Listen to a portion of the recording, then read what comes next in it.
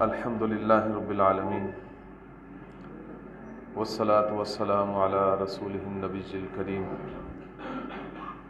وعلی آلہ واصحابہ الذین اوفوا عہدہ وعلی کل من تبعہم الی یوم الدین. اما بعد، قال النبی صلی اللہ علیہ وسلم: علیکم بسنتی وسنت الخلفاء الراشدین، او کما قال علیہ الصلاۃ والسلام. پچھلے اسباق میں سب سے پہلے ہم نے سیکھا تھا کہ سو کر اٹھنے کے کیا آداب ہیں. اس کی دعا بھی ہم نے سیکھی. اس کے بعد دوسرے نمبر پر سو کر اٹھنے کے بعد جو پہلی ضرورت عام طور پر انسانوں کو پیش آتی ہے قضاء حاجت کی، اس کے شریعت میں کیا آداب ہیں وہ ہم نے سیکھے، اور اس کے بیت الخلاء میں جانے اور واپس آنے کی دعائیں بھی ہم نے سیکھی ہیں. امید ہے سب کو یاد ہو گئی ہوں گی اور اس پر عمل بھی شروع ہو گیا ہوگا، کیونکہ پڑھنے کا مقصد عمل ہے. علم حاصل کر لینا کوئی اتنا کمال نہیں ہے، جب تک اس پر عمل نہ کیا جائے وہ فائدہ نہیں دیتا. تو اسی جذبے سے ہمیں بیٹھنا چاہیے کہ جو باتیں ہم نے سیکھنی ہے اس پر انشاءاللہ ہم نے عمل بھی کرنا ہے. اللہ تعالی ہم سب کو توفیق عطا فرمائے. قضاء حاجت کے بعد ایک مسلمان کو صبح صبح جس چیز کی ضرورت پڑتی ہے وہ ہے وضو کرنا. اگر جسم پہلے سے پاک ہے تو پھر اس کے لیے وضو کافی ہے، اور اگر جسم پاک نہیں ہے تو پھر غسل کی بھی ضرورت پیش آتی ہے.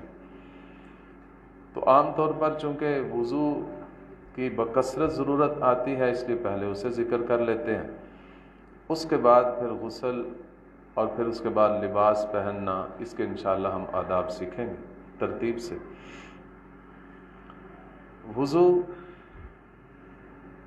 اس کے فرائض 4 ہیں. اللہ تعالیٰ نے قرآن پاک میں ان فرائض کو ذکر کیا ہے. یا ایھا الذین آمنوا اذا قمتم الی الصلاۃ فاغسلوا وجوہکم وایدیکم الی المرافق وامسحوا برؤوسکم وارجلکم الی الکعبین.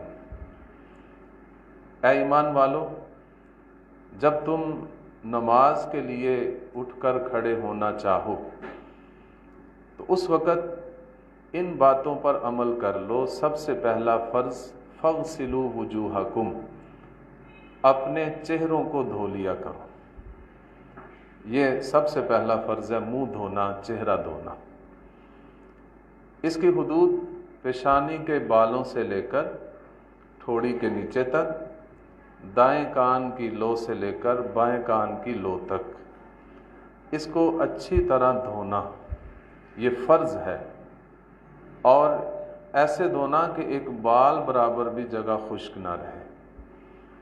اور خاص طور پر سو کر جب آدمی اٹھتا ہے تو آنکھوں کے دونوں کناروں پر کچھ میل کچیل جمع ہو جاتی ہے، اسے اچھی طرح صاف کرنا. اور یہ جو ناک اور آنکھ کے درمیانی جگہ ہے، اگر اس کو دھیان سے نہ دھویا جائے تو خشک رہنے کا خطرہ ہے. تو ایک بال برابر بھی جگہ خشک نہیں رہنی چاہیے. یہ پہلا فرض ہے. دوسرا فرض ہے کہ وَأَيْدِيَكُمْ إِلَى الْمَرَافِقِ، کہ اپنے ہاتھوں کو کوہنیوں سمیت دھونا. اور یہاں بھی جب ان کو ہاتھوں کو کوہنیوں سمیت دھونا ہے، اس بات کا خیال رکھنا ہے کہ کوہنیاں عام طور پر اس کی جلد ذرا سخت ہوتی ہے اور نظروں سے بھی اوجھل ہوتی ہے. وہاں اگر مل مل کر نہ دھویا جائے تو خشک رہنے کا خطرہ ہے. اس کو بھی خوب اہتمام کے ساتھ دھونا، یہ دوسرا فرض ہے. تیسرا فرض ہے کہ وَامْسَحُوا بِرُؤُوسِكُمْ، اپنے سروں کا مسح کرو.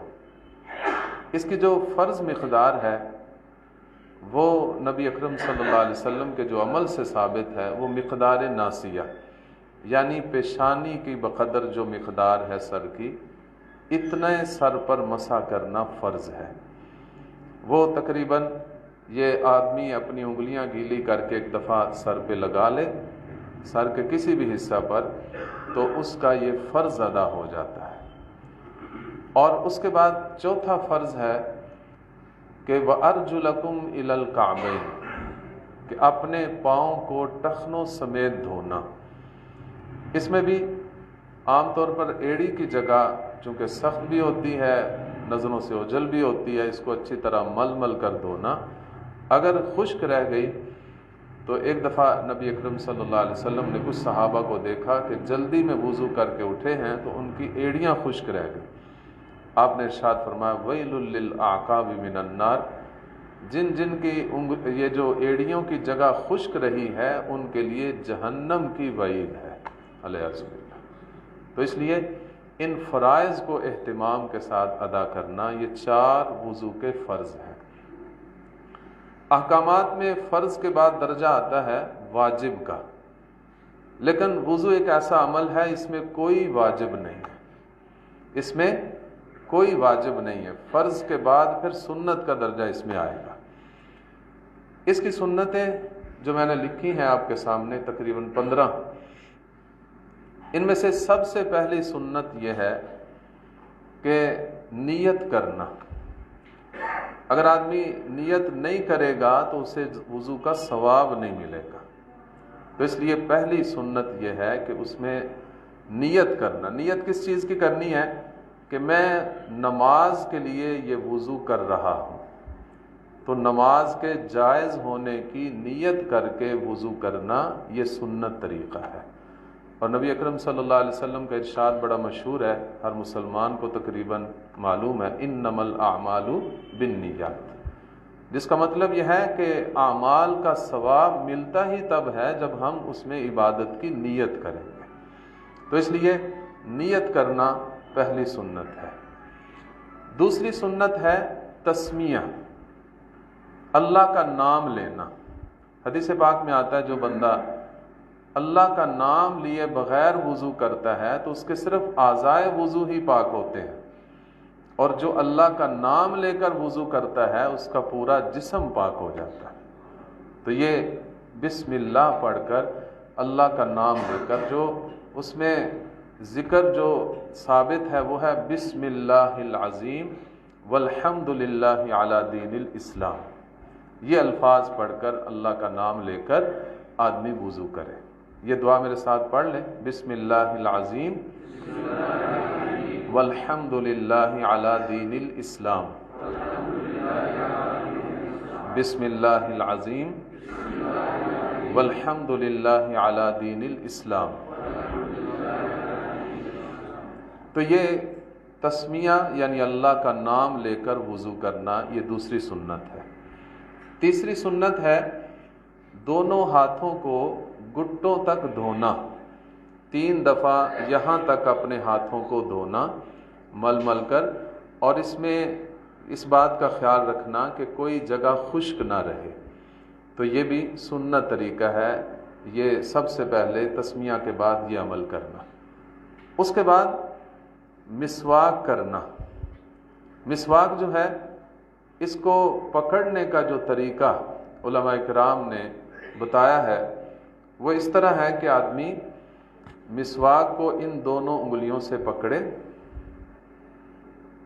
इस तरह पकड़े, छोटी उंगली नीचे हो और 2 उंगलियां दरमियान वाली ऊपर हो, और इन दोनों उंगलियों से पकड़ना है।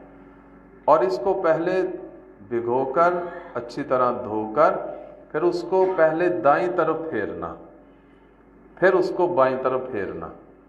और फेरना इस तरह है कि यानी अर्जन हो, तूलन ना हो। इस बात से नबी अकरम सल्लल्लाहु अलैहि वसल्लम ने मना किया है, और उसमें हमारा ही फ़ायदा है कि अगर हम इस तरह मिसवाक करेंगे तो मसूड़े दांतों से अलहदा होने लग जाएंगे, जो बहुत सारी तकलीफ़ का बायस होंगे, दांत की जड़ कमज़ोर होगी। तो सुन्नत तरीका इस तरह पकड़नी है मिसवाक कि ये छोटी उंगली नीचे, 2 बड़ी उंगलियां दरमियान वाली उसके ऊपर, اور ان 2 انگلیوں سے پکڑ کر دائیں طرف سے شروع کرنا ہے اور پھر بائیں طرف کرنا ہے، اور اسی طرح مسواک کرنا ہے، اسے اوپر نیچے نہیں کرنا۔ تو اس طرح مسواک کرنا یہ سنت ہے، یہ 4تھے نمبر پر۔ 5ویں نمبر پر کلی کرنا۔ کلی کرنے کا یہی طریقہ ہے کہ چلو میں پانی لیا جائے دائیں ہاتھ سے اور منہ میں پانی ڈال کر اس کے گھما کر، تاکہ اندر کی ساری آلائش ایک دفعہ صاف ہو، دانتوں میں اگر کوئی غذا کے اثرات ہیں تو وہ بھی نکل جائیں، اور مکمل گھما کر پانی کو پھینکنا۔ تو یہ کلی کرنا سنت ہے۔ اسی طرح 6 نمبر پر، ہاں اس میں یہ بات بھی یاد رکھیے کہ اگر روزہ نہیں ہے تو بہتر ہے غرارہ کیا جائے۔ غرارہ کہتے ہیں کہ پانی منہ میں ڈال کر، منہ کو اٹھا کر حلق تک پانی لے کر جانا، پھر اسے واپس پھینکنا۔ یہ 3 دفعہ یہ عمل کرنا، اس کو کہتے ہیں کلی کرنا۔ اس کے بعد ناک میں پانی ڈالنا۔ ناک میں پانی ڈالنا اگر ہم اپنی مرضی سے ڈالیں گے، کوئی بائیں ہاتھ سے ڈالے گا، کوئی دائیں ہاتھ سے، کوئی پائپ پکڑ کر اپنے ناک میں ڈالے گا، نہیں، سنت طریقہ یہ ہے کہ دائیں ہاتھ میں پانی لینا ہے اور اس کو ناک میں ڈالنا، اور تھوڑا سا سانس اوپر کھینچنا تاکہ نرم ہڈی تک پانی پہنچ جائے۔ یہ عمل 3 دفعہ کرنا، یہ سنت ہے۔ اسی طرح صرف پانی ہی نہیں ڈالنا، کیونکہ پانی ڈال کر چھوڑ دیں گے تو آلائش بہتی رہے گی اور وہ صفائی نہیں ہوگی، مزید جو ہے وہ بندہ اس آلائش میں ملوث ہوگا۔ تو اس کے بعد سنت یہ ہے کہ ناک کو صاف کرنا، جھاڑنا۔ اس کو عربی زبان میں استنثار کہتے ہیں۔ تو استنشاق، ناک میں پانی ڈالنا الگ سنت ہے، اور پھر ناک میں پانی ڈال کر ناک کو جھاڑنا اور صاف کرنا یہ الگ سنت ہے۔ یہ بھی 3 دفعہ عمل کرنا ہے۔ اسی طرح 8ویں نمبر پر جو سنت عمل ہے وہ ہے داڑھی کا خلال کرنا۔ اس کا طریقہ یہ ہے کہ چلو میں پانی لیا جائے اور اس طرح اپنی ٹھوڑی پر یہ پانی ایسے لگایا جائے تاکہ یہ ٹھوڑی کے بال تر ہوں، پھر اس کو ایسے گلے کی طرف سے لا کر اس طرح اس داڑھی کا خلال کرنا۔ تو یہ خلال کرنا یہ الگ سنت ہے۔ 9ویں نمبر پر ہاتھوں اور پاؤں کی انگلیوں کا خلال کرنا۔ ہاتھوں کی انگلیوں کا خلال کرنے کا طریقہ یہ ہے، اوپر سے ایسے ہاتھوں میں انگلیاں ڈال کر اسے خلال کرنا، اور پاؤں کے انگلیوں کا خلال کرنے کا طریقہ یہ ہے کہ بائیں ہاتھ کی یہ جو چھوٹی انگلی ہے اس کو اپنے پاؤں کے جو انگلیاں اس کے نچلی جانب اس طرح پھیرنا تاکہ اس کے یہ جو انگلیوں کے اندر کا حصہ ہے وہ بھی تر ہو جائے۔ تو یہ خلال کرنا الگ ایک سنت ہے۔ اور اس کے بعد 10ویں نمبر پر جتنے اعضاء مغسول یعنی دھوئے جاتے ہیں ان کو 3 دفعہ دھونا، یہ الگ سے ایک سنت ہے، 3 دفعہ دھونا۔ اور یہ صرف اعضاء مغسولہ میں ہے، یعنی دھونے والے اعضاء میں ہے۔ جن کو مسح کرنا ہے، مثلا سر کا مسح ہے تو اس میں 1 دفعہ ہی مسح کرنا ہے، اس میں 3 دفعہ مسح نہیں کرنا۔ اس کے بعد پورے سر کا مسح کرنا یہ بھی سنت ہے۔ میں پہلے بتا چکا ہوں کہ سر کا مسح 1/4 حصے کا کرنا فرض ہے، لیکن پورے سر کا مسح کرنا یہ سنت ہے۔ اس کا طریقہ یہ ہے کہ آپ دونوں ہاتھ، سارے میرے ساتھ پریکٹس کر لیجئے گا، یہ دونوں ہاتھ کی یہ 3 انگلیاں آپس میں جوڑیے، یہ 2 انگلیاں الگ کرنی ہے، اور اس کو ایسے پیشانی کے بالوں پہ رکھنا ہے۔ صرف انگلیاں لگنی چاہیے پہلے مرحلے میں، اس کو پیچھے گردن کے بالوں تک لے کے جانا ہے، ہتھیلی نہیں لگانی۔ اور پھر جب یہاں تک آ جائے تو پھر صرف ہتھیلی لگا کر اسے واپس لے کر آنا، اب انگلیاں نہیں لگانی۔ اس کے بعد ہمارا یہ ہاتھوں کا یہ حصہ استعمال ہو چکا ہے، یہ حصہ بھی باقی ہے۔ اس میں یہ جو بڑی انگلیاں اس کو کان کے اندر ڈال کر مکمل سارے کان کے اندر پھیرنا، یہ کانوں کا مسح ہو جائے گا۔ اور انگوٹھا جو بچ گیا اس کو کانوں کے پچھلی جانب ایسے لے کر آنا، یہ کانوں کے بیرونی حصے کا مسح ہو گیا۔ اور پھر جو ہمارے ہاتھوں کا یہ پچھلا حصہ باقی ہے، یہ گردن کا مسح کرنا، گلے کی طرف نہیں لے کر آنا۔ کئی لوگ اس طرح آگے لے کر آتے ہیں، گلے کا مسح کرنا سنت نہیں ہے، یہ پچھلی گردن کا مسح کرنا ہے۔ تو یہ آدمی کا جو مسح کرنے کے اندر جو ہاتھ ہے وہ بار بار استعمال نہیں ہوگا بلکہ ایک دفعہ استعمال. اگر ہم سارا ہاتھ پیچھے ایسے سارا لے کر جائیں گے پھر واپس لے کر آئیں گے تو وہ استعمال شدہ ہاتھ ہم پھیر رہے ہیں، تو وہ درست نہیں ہے. تو پہلے صرف انگلیوں کو ایسے پھیرتے ہوئے پیچھے لے کر جانا، پھر ہتھیلیوں کو ایسے واپس لے کر آنا، اور پھر انگلیوں کو کانوں کے اندر پھیرنا اور انگوٹھے کو کانوں کے پچھلی جانب پھیرنا اور گدی کا یہ اپنے الٹے ہاتھ سے مسح کرنا. یہ اس طریقے پر پورے سر کا مسح، اور اس کے ساتھ کانوں کا بھی ہو گیا ہے، گردن کا بھی ہو گیا. تو وہ مسح جو ہے وہ یہ بھی سنت ہے، پورے سر کا مسح کرنا. کانوں کا میں نے ساتھ ہی اس کا طریقہ بتا دیا.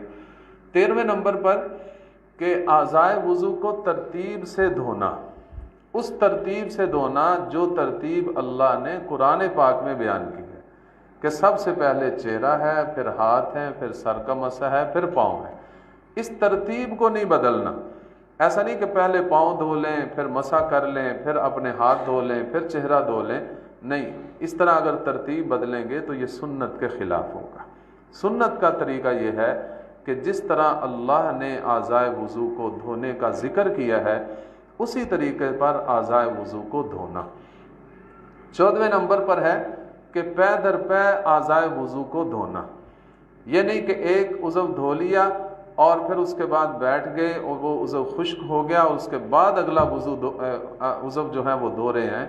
تو اس طرح پہلے عضو کے خشک ہونے سے پہلے دوسرا عضو دھو لینا، دوسرا عمل مکمل کر لینا، یہ پے در پے اسے کہتے ہیں، جسے موالات مکمل یعنی ترتیب کے ساتھ اکٹھا دھوتے چلے جانا، یہ بھی سنت طریقہ ہے. اور اس کے بعد آخر میں ہے کہ کلمہ شہادت پڑھنا، اشہد ان لا الہ الا اللہ و اشہد ان محمدن عبدہ و رسولہ.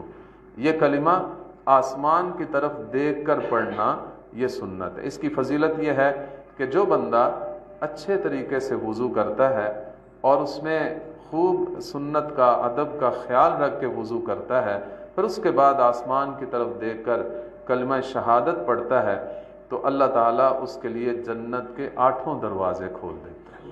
کتنی بڑی عظمت کی بات ہے.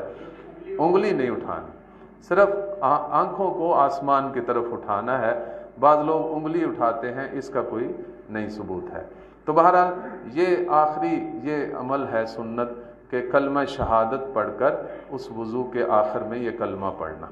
اور اس کے ساتھ ساتھ یہ میں نے جو دعا لکھی ہے یہ وضو کے درمیان جب آدمی منہ دھو رہا ہے، ہاتھ دھو رہا ہے، تو یہ دعا پڑھے، اللہم اغفر لی ذنبی ووسع لی فی داری وبارک لی فی رزقی. تو آج ہمارے 3 دعائیں ہو گئی ہیں، ایک شروع والی، ایک درمیان والی اور ایک آخر والی. ایک اور دعا ہے کہ وہ جو بالکل آخر میں پڑھتے ہیں، اللہم اجعلنی من التوابین وجعلنی من المتطہرین.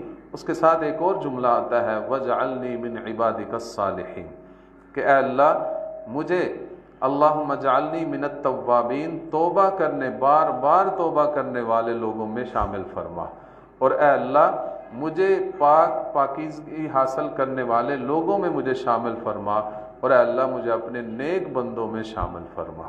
تو اللہم اجعلنی من التوابین وجعلنی من المتطہرین وجعلنی من عبادک الصالحین. یہ دعائیں بھی ساتھ یاد کر لیجئے گا. اس طریقے پر ہم وضو کریں گے تو انشاءاللہ یہ ہمارا وضو ایک بہت عمدہ عبادت بنے گا.